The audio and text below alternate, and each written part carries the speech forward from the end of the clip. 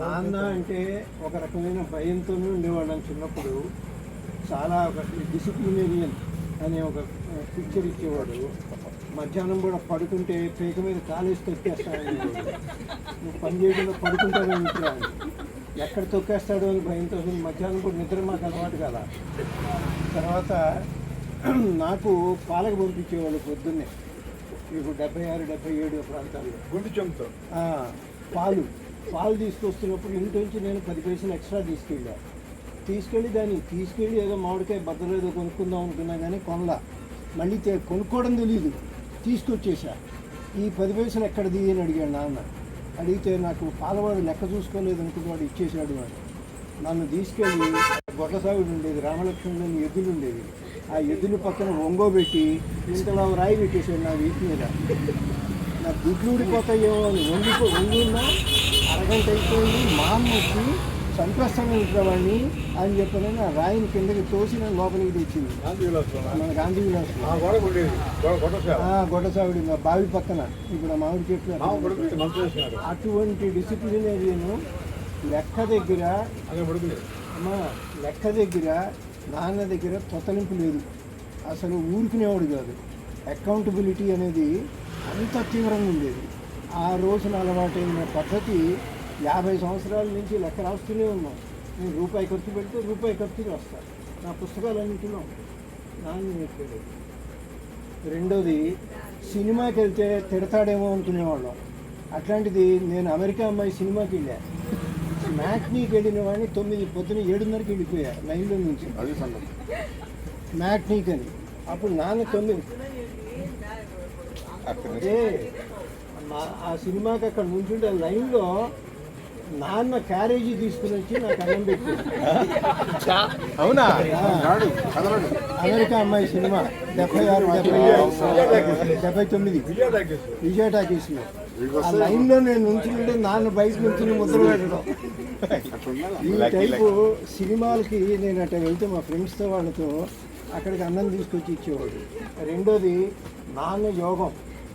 నేను అనుకుంటా నాన్నలాగా బతికి చచ్చిపోతే మా జన్మ ధన్యం అని. ఎందుకంటే అటువంటి యోగ పురుషుడు మనం ఈ కాలంలో చూడం. నేను లక్షణమయ్య చిలకలూరు పెట్టిళ్ళాం.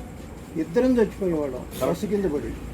మేము అక్కడ నా జుట్టు మీద నుంచి బస్సు వెళ్ళిపోయింది. లక్షణమయ్య రోడ్డు పక్కన పడ్డాడు. ఇద్దరం కలిసి హోటల్కి వెళ్తే అక్కడ యాక్సిడెంట్ అయింది. వాళ్ళు ఇద్దరు పోయి ఉంటారని మాకే చెప్తున్నారు. ఇద్దరు పోయారు యాక్సిడెంట్ అట్లా. ఇది ఎప్పుడుది? 1990sలో చిలకలూరుపేట యాక్సిడెంట్. జడ్చర్లలో ఆగున్న లారీని గుద్ది లారీ కిందకి వెళ్ళిపోయా. నాకు 3-4 యాక్సిడెంట్లు అయినాయి. 3-4 యాక్సిడెంట్లు ఫ్యాటలే. కానీ బతికి పట్టగట్టామంటే ఇక అది అల్టిమేట్ ఫ్యాటల్ యాక్సిడెంట్. నగర్ నుంచి హైదరాబాద్కి నువ్వు బండి మీద దింపావు నన్ను. పడిపోయింది నాకు. అంత పిచ్చ స్పీడు అంటే రోడ్డు ఎదురుకుండా లారీ వస్తుంటుంది. వెనకాల వెళ్ళే లారీని క్రాస్ చేసి మధ్యలో అదేం తొందరగా తెలియదు. వెళ్ళేవాళ్ళ ఇంకా అట్లాగే ఎక్స్పీరియన్స్. మామూలు నాన్న యోగం ఎంత గొప్పదంటే ఇంతమంది వాటికి అలైవ్గా ఉండి బతుకుండడం, మాట్లాడుకోవటం, ఆయన ఇవేవి చెడులు చూడకుండా వెళ్ళిపోవటం, ఇది అతి తక్కువ మందికి అదృష్టం ఉంటుంది. అంత పెద్ద యోగ పురుషుడు మాకు యాక్చువల్గా చెప్పాలంటే గురువు, రోల్ మోడలు, గైడు అన్నీ నాన్నే. పని చేసే విధానం, ఆత్మ దాని ఏమంటారంటే బలం, దాని విశ్వాసం, ఆత్మవిశ్వాసం. నువ్వు ఉద్యోగం పోతే పోయింది, బైండింగ్ పెట్టుకు బతకచ్చు అనేటటువంటి, ప్రింటింగ్ చేసుకుని బతకచ్చు, బైండింగ్ చేసుకుని బతకచ్చు, వ్యవసాయం చేసుకుని బతకచ్చు. మేమిద్దరం ఎప్పుడు పోట్లాడుకున్నా నేను పేపరు పెన్ను రిజిగ్నేషన్ ఇస్తున్నా, బైండింగ్ షాప్ పెడతాను. అది వాళ్ళకి జోక్ అయిపోయింది. ఎందుకంటే ప్రతిదానికి బైండింగ్ షాప్ పెడతానని బెదిరించేవాడిని నేను. అంటే అటువంటి ఒక ఆత్మవిశ్వాసంతో అదే కాకపోతే కండి అట్లాంటిది నాన్న దగ్గర నుంచి అవి నేర్చుకున్నాం. మా జీవితంలో మాకంటూ ఒక రోల్ మోడలు, లేకపోతే ఒక గురువు,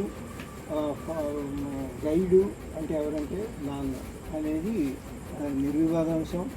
అటువంటి దీంట్లో ఎన్నో కష్టాలు, ఎన్నో ఏదైనా వడ్డించిన విస్తరా అంటే నాన్న అనేవాడు బానిస జీవితాలు ఉద్యోగాలు కాదు కదా, స్వయం ప్రతిపత్తితో ఆలోచనతో బతకాలి అని చెప్పని అనేవాడు. ఆ పని వర్క్మెన్ నాన్నది కర్మసిద్ధాంతం, క్రియాయోగం. కర్మయోగి నాన్న. పని చేసి బతుకు, వెనకాల ఇంత ఉంది లప్ప ఉంది అనుకుంటే నీకు అవేమీ లేవు.